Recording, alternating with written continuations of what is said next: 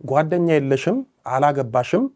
ጓደኛ የለህም አላገባህም ስንባል ደማችን ይፈላል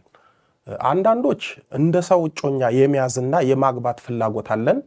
ግን ገና ህይወቱን ስናስበው መልካም ሳይሆን ከንቱ አድርገን እንድንቆጥረው ገብተን እንዳናየው በመተት ስለተጠፈርን አንገባበትም አናስበውም ህይወቱን ከመፍራታችን የተነሳ ስለ ትዳር ሲወራ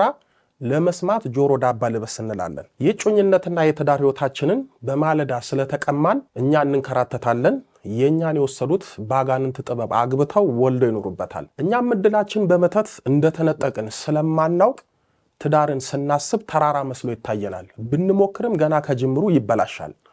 ሁለተኛውና ብዙዎች የተጎዱበት እጮኛ ይዘው ወደ ትዳር ተጉዘው ሊገቡበት ያሰቡትን የሚቀሙበት ሂደት ነው ይህ በተለይ የኔ በመንላቸው ሰዎች የሚፈጸም አሳዛኝ ታሪክ ነው ልብ ካላችሁ አንዳንዶች ጥሩ ጓደኛ ይዘው እጮኛቸው ለጓደኞቻቸው ያስተዋውቃሉ እነሱም ለጊዜው በፍቅር ይደሰታሉ ግን በፍቅር ህይወታችን ውስጥ ባለው ሰው መልካም ሰብና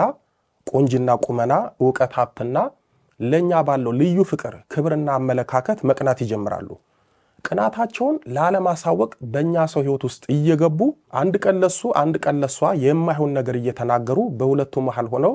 በስውርና በግልጽ ያጋጫሉ አልሆን ሲላቸው በልብሳችን በጫማችን በፀጉራችን በውስጥ ልብሶቻችን በተለያዩ ነገሮች መተት በማስመተት የኛን ሰው መንጠቅ ብሎ ማሳጣት ይጀምራሉ በመተት የተነጠቅነው ሰው በአስገራሚ ሁኔታ እኛም በመተው በመጥላት ችላ በማለት ከኛ ጓደኛ ጋር ፍቅር ይጀምራል ሲያጥላሉብን የነበረውን ሰው ቀምተው የራሳቸው ያደርጋሉ እንዲሁም የራሳችን ሰው በመተት አፋተውን የኛኑ ሰው ያገባሉ የሚገርመው